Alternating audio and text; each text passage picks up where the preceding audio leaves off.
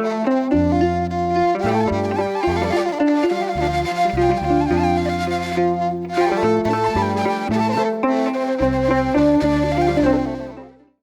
ያለነው ገዳመ ወነያት አቡነ ሐራ ድንግል ነው። ይሄም ከባህር ዳር ወጣ ብሎ ዘንዘልማ ያለው መቃብራቸው ያለበት ዋናው ገዳም። እዛው ገዳም ውስጥ ሆነን ደግሞ አሁን ገዳማውያኑ እናቶች ለህዝቡ የሚያዘጋጁት ዳቦ አለ። እዛ ዳቦ ቤት ነው ይዘናቸው የምንገባው። አብረውኝ ያሉት የገዳሙ አስተዳዳሪ ወይም አበምኔት ናቸው።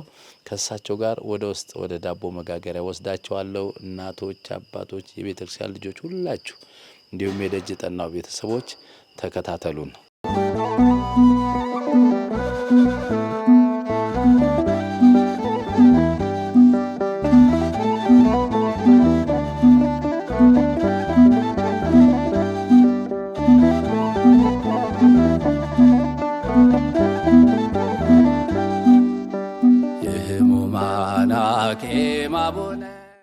አሁን ከምሽቱ 3 ሰዓት አልፏል።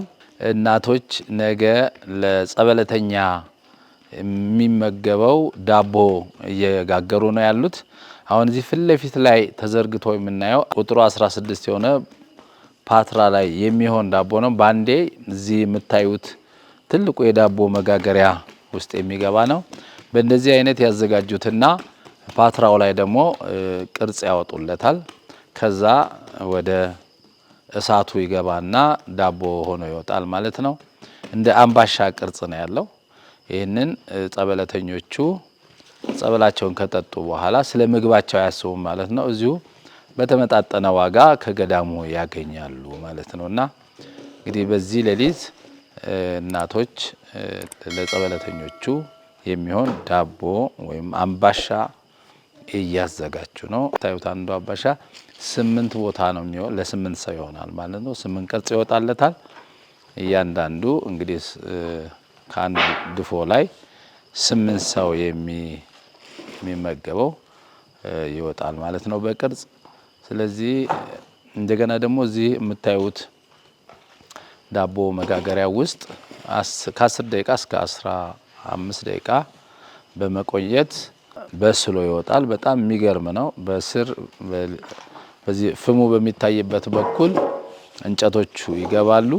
በዚህ በኩል ማለት ነው እንጨቱ የሚገባው። እንጨቱ በዚህ በኩል እንጨቱ ይገባል። በዚህ ይነዳል።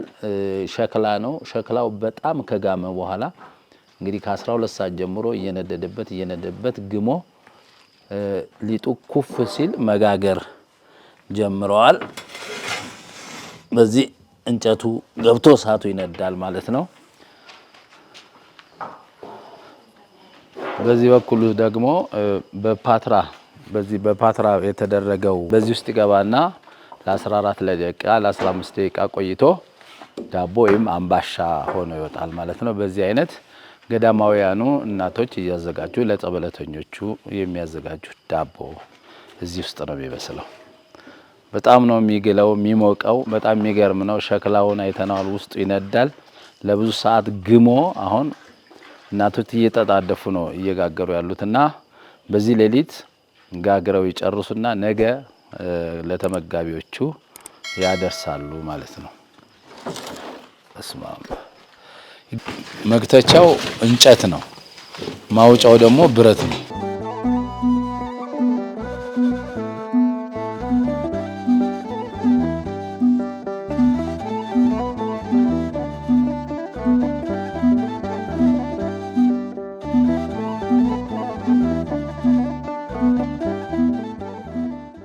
ተቦካበት እቃ ላይ ደግሞ እዛኛው እንዲጠፈጠፍ ተደረገ።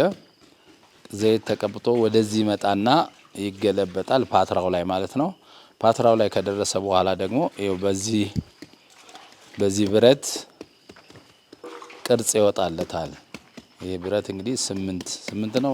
ይሄ ነገር 8 ቅርጽ ያወጣል ማለት ነው። በዚህ በኋላ ሲወጣ እንግዲህ በዚሁ በቅርጹ ላይ የቆረሱ ለህዝቡ ያድላሉ ወይም ለተመጋቢው ይሰጣሉ ማለት ነው።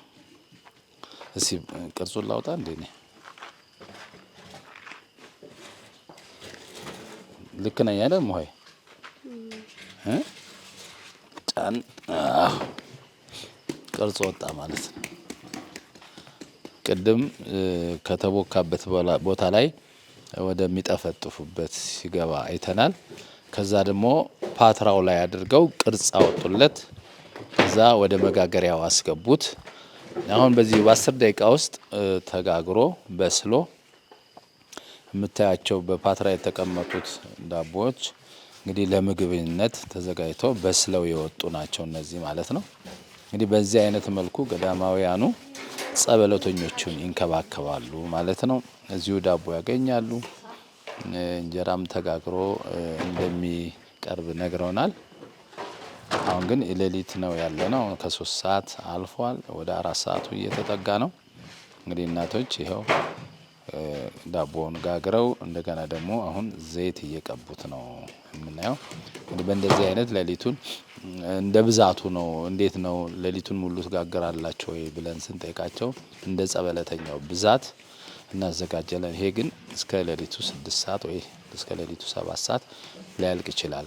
ነገር ግን አባታችን አቡነ ሀራ ድንግል የወሩ እንኳን የዓመት የወር ከሆኑ ከ3 ቀን በፊት መጋገር ይጀምራል። ለዛውም ደግሞ የሚሰጠው ተቆጥቦ ለአንድ ሰው 2 ዳቦ ነው። አለዛ አይዳረስም። ሁሉም ለበረከት ወደ ቤት ይዞ ስለሚሄድ ሁሉም ተዳርሶ እንደሄዱ ደግሞ ለእያንዳንዱ ሰው 2 ብቻ እንዲሰጠው ይደረጋል ብለዋል። እንግዲህ ይሄ ራሱ ይሄንን በአባታችን በአቡነ ሀራ ድንግል ስም ስለሚጋገር ገድሉም ስለሚነበብበት መድኃኒት ስለሆነ ሁሉም ሰው መድኃኒት ስለሆነ ይዞ እየሄደ ወደ ቤቱ ወደ ቤተሰቡ ያቃምሳል፣ ያካፍላል ማለት ነው። በዚህም ደግሞ ድህነት ያገኛል።